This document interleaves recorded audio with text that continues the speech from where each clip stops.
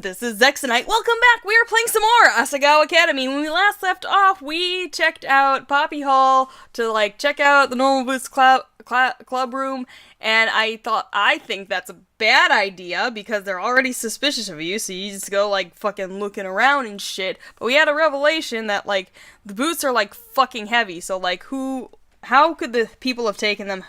Where and who could have taken them? There was also a dent at the bottom of the case. I think that's what it was. There's a dent somewhere, so... maybe someone, dropped the boots, but then, yeah, how are you gonna pick them up? Anyway, if you don't hurry up, you'll be late. How long did you work on that essay, anyways? Essay? I blinked at her. Well, you're really out of it. Don't deal well with no sleep, do you? Come on, get up. She flung my... I hate when people do that. She flung my blankets off me, and cold air rushed around my body, and I curled into a tighter ball. You have 15 minutes, or I'm leaving without you. I sat up. Memories of the night before rushed back into my head. Mr. Saitomo, the book, and the dent. That's the new fantasy novel. Mr. Saitomo, the book, and the dent. I don't know. I got ready for school, speeding through my routine, grabbing something from our mini fridge. Oh, yeah, mini fridge, cool. To time me over until lunch. Ready to go? Yeah. By the time we made it to Poppy Hall, I felt much less groggy. My hypothesis about the boots, came back to me without thinking. I mentioned it to Mai. Hey! You know, the boots are made of solid gold. She turned to me and mouthed supplies. Yeah? So, where's this coming from? I was just thinking, they'd probably be heavy, right? It would be too hard for someone to sneak them far from where they were taken. You think they're still in Poppy Hall? There was a gasp from behind us. Mai and I whirled around. Walid was standing less than a foot away, staring at us with wide eyes. Is something wrong? No, I didn't mean to startle you guys. I just fell asleep. What? You fell asleep? But you were walking. Ugh, sorry. Yeah, I know it happens all the time, actually. We just stared at him. He glanced around as if looking for a way out. Well, it was nice running into you guys. Haven't seen you in a while. We should catch up sometime, but I gotta get to class. Bye. Walid walked past, giving us a wide berth. Hands in his pocket. I don't know. That was really weird. Do you think he heard us? I think so. It was really suspicious regardless. I've never heard of Walid falling asleep while walking. Me neither. We looked at each other, an idea forming in the space between us. It wouldn't hurt to check things out a bit, just to make sure, you know? Yeah. You can never be too careful. Just like that, we agreed. We would wait until everyone was at lunch, then we'd do a little investigating.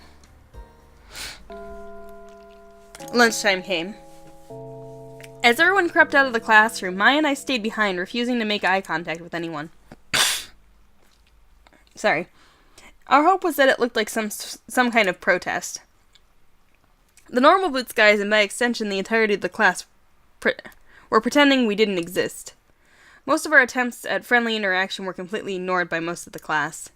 The Normal Boots guys got incredibly uncomfortable and walked away. Well, most of them. Shane would shoot us a dirty look if we even got close to him. Whether they bought it or not, the classroom quickly emptied, and Mai and I headed to the hallway. Do we even know which one's Walid's? Well, he's a first year, isn't he? It should be outside the classroom. We should be able to figure it out, and if not, let's just look in all of them. I balked, but Maya was totally serious. We reached the first floor landing and crept along the hallway. Thankfully, nobody was around. They were all engaged in the mad rush to get out to the good food before the cafeteria ran out. We crept around the corner to classroom 1-3. It should be one of these. We walked down the hallway, hoping for some kind of sign. Then Mai stopped walking. Oh my gosh! She burst into laughter and pointed ahead of her. Confused, I followed her finger. One locker in the middle of the left row was completely covered in stickers. Curious, I stepped closer. Images of Wallen's face peppered with various words were plastered across the locker. Meme Lord, Balrog the Butt, and other strange sayings were scrawled across each. You've got to be kidding me!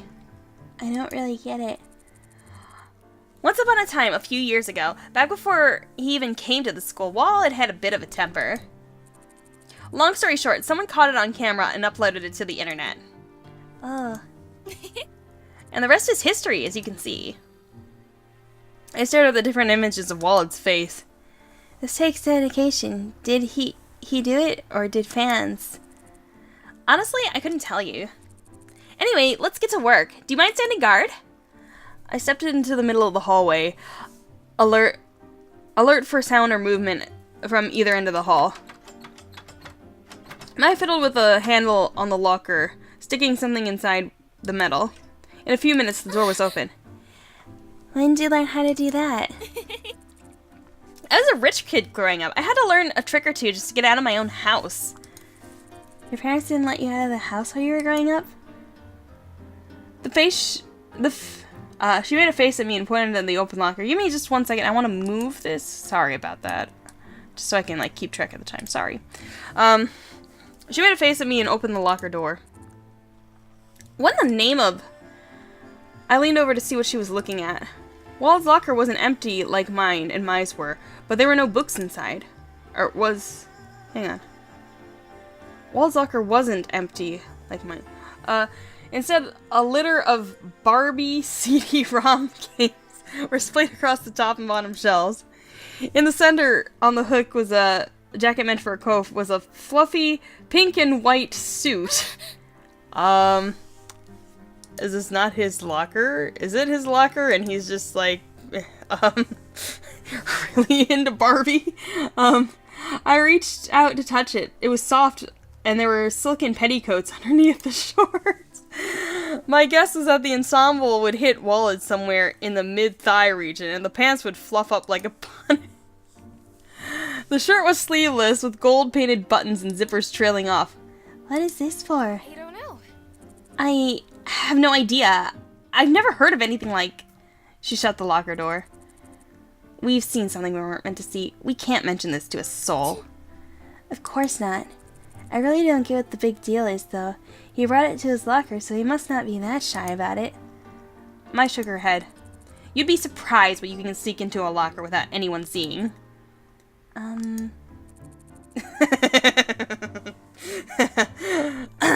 important thing is that he didn't have the boots, so he's perfectly innocent. Well... Let's just go eat lunch.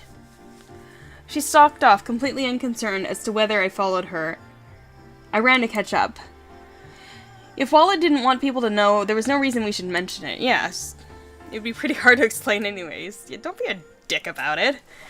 We made it to the cafeteria. We were among the last to get our food when we made it to the cafeteria. And I strayed to Wallet and the Hidden Block Club table. He was chatting happily, completely unconcerned with the odd suit he had in his locker. I felt my blood rise to my cheeks, and then we locked eyes. I turned away and focused on getting my food. When I had the chance to sit down, I glanced over at Hidden Block and noticed Caddy, Ian, and Wallet watching me. I grabbed Mai and dragged her out of the cafeteria. I was terrible at keeping secrets. It was better to just avoid the situation entirely. That night, I waited until long after Mai fell asleep to get up again. I changed back into my uniform in the darkness and snuck out of our room. Wallet hadn't taken the boots, but if he, Ian, and Caddy had lunch, the look Ian, and Caddy had given me at lunch stayed in my mind. It was almost hostile. I didn't understand why. They had no reason to know we were snooping through their things. It seemed to me that they were on the defensive, so it couldn't hurt to check. I think... I don't want to, accuse... Well, it's not like they can hear me or anything. I don't want to accuse them, but, I could see it being, they took the boots, and it was, a prank or something, and now, they're,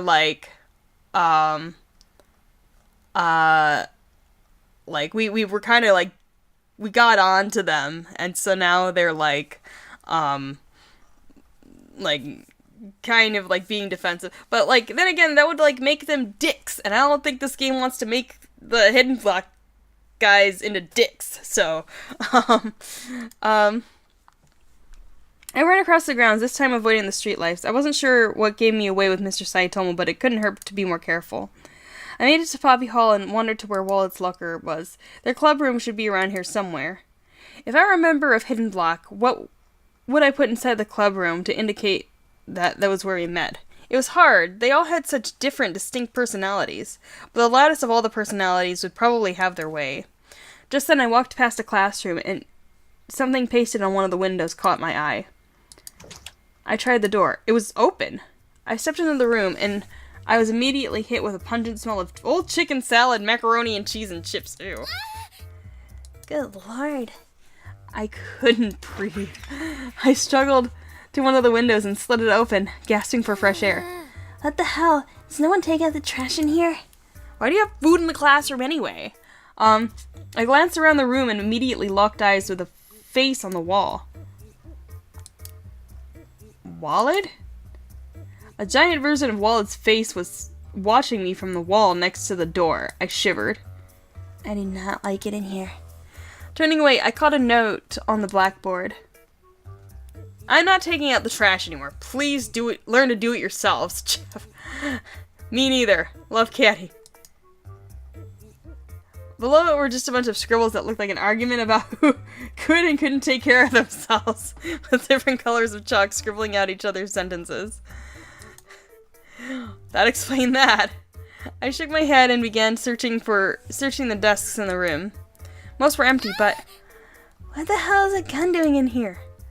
Slaughter was written in a sparkling silver Sharpie across the side. I'm gonna die in here. I just am. It can't be real because this is Japan. But anyway, leaving the desk behind, I crept my way through the cabinets at the back of the room. Old candy wrappers, obscure alternative music CDs, a set of extremely old, expensive-looking microphones and headphones. An old notebook? I took it out and flipped through the first few pages. Insides were cartoons drawn in thick ink, Nokimon, a pink bowl of fluff, and anthropomorphized rocks. Hey, these aren't half bad. But nowhere did I see a reference to the boots. Sighing, I reached to put the book back in the cabinet, but not before scribbling a small image of my face on one of the pages. Why would you do that? Well, then they're gonna know you were there. Why did you do that? They wouldn't suspect me. Why would I be drawing my own face? Because that's what people do! As a person, you are, like, the most focused on yourself, so why wouldn't you, like, draw yourself? I don't know.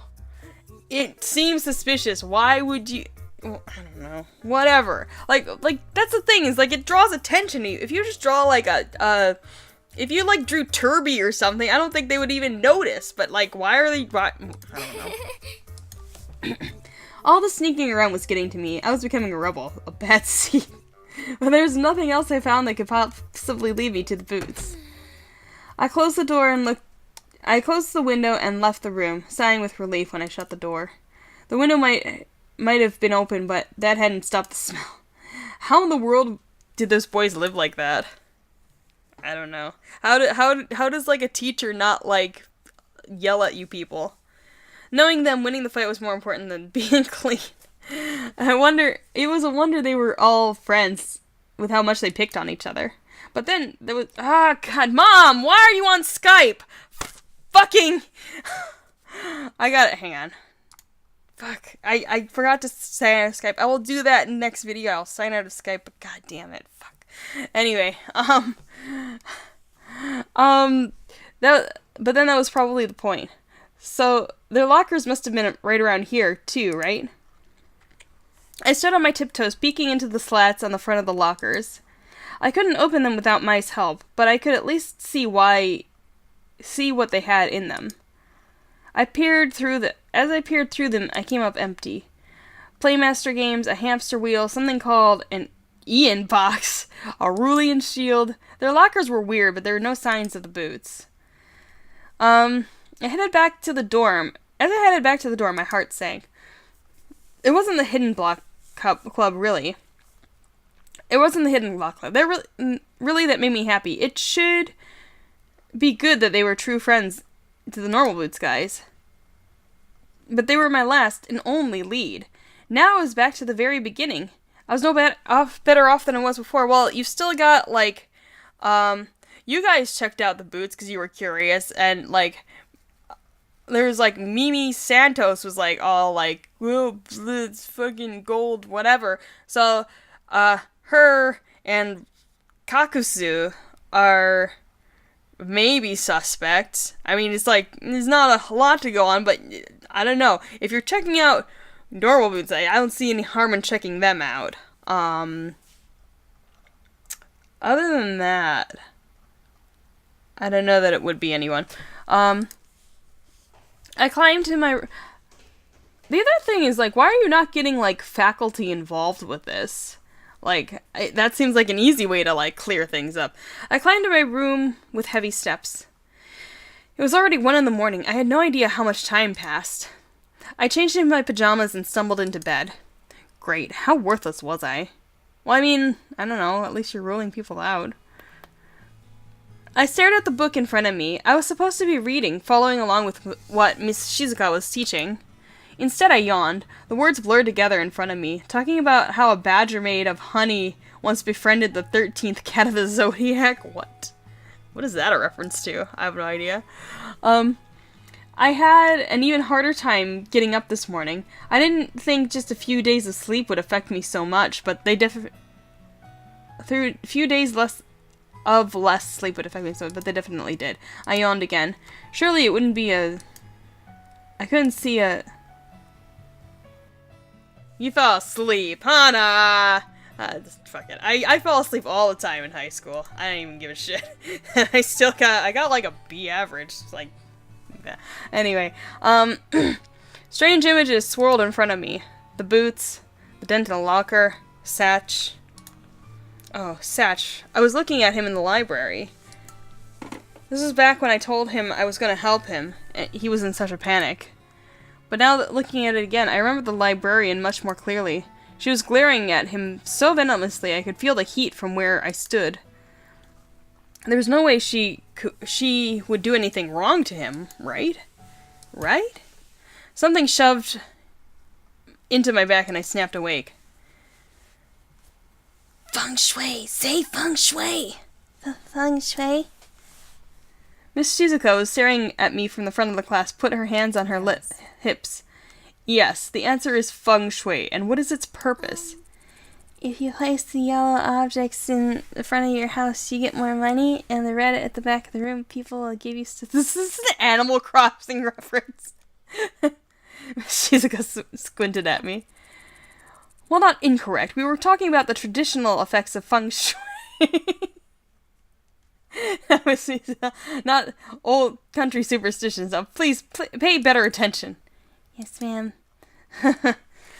I sat back down and shot a grateful look at Mai. She nodded to me, face full of concern. I smiled at her and turned my back, hoping that would ease her mind, but even as I looked at my book, I suddenly realized I had no idea what the lesson was even about. I have no idea what any of these fucking lessons are about. Your school makes no sense. Hana. Hana! What happened? I blinked at her. My eyes felt gooey and slow, like they were glued shut. Class is over. It's time for lunch. What? Already? But did I miss all morning? I nodded. I looked up and down the classroom and only a few stragglers remained, jotting down final notes. I'm sure you've been really stressed out about everything that's happened, but it's not good for you to fall asleep in class. I know. It's not like I'm trying to fall asleep. But still, this is not good. Well, just get to bed earlier tonight and you'll be better tomorrow. Asagao Academy was a prestigious school. People only got in if they had high academics, lots of money, or were extremely talented in some way. I was none of those things. The scholarship student. Well, I mean, you got a 93 when everyone else got, like, 52s or whatever. I was the way that the school and other students... Stop, office, I don't care. I don't care about upgrades. I was the way that the school and the students felt better about themselves. If I dragged down the school's image, they'd kick me out without a second thought. I wasn't even sure how I'd made it in the first place. It's not your fault if you're having trouble sleeping. Come on, let's go to lunch and not worry about it, yeah? I nodded and stood, feeling somewhat like I was not part of this world. The walls blurred as we headed out of the classroom. Maybe if I touched one, I'd fall right through.